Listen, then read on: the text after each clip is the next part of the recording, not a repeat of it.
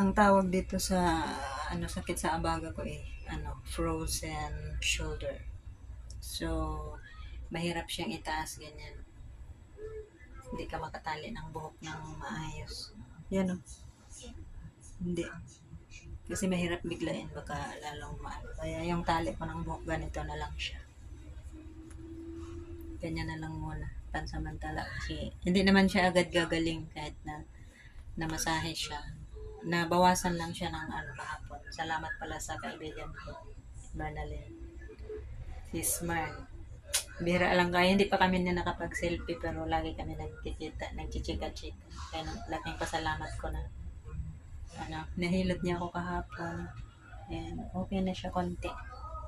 At least na itataas ko na siya ng ganyan. Yan. Kaya ingat-ingat guys sa mga kasi mahirap pala to. Mahabang gamutan pala to kapag nasobraan. Parang na rin to siya. Mild stroke na rin ang tawag dito. Kaya, yun. Ingat-ingat. Mga sa mga 40s na kagaya ko. Yun lang.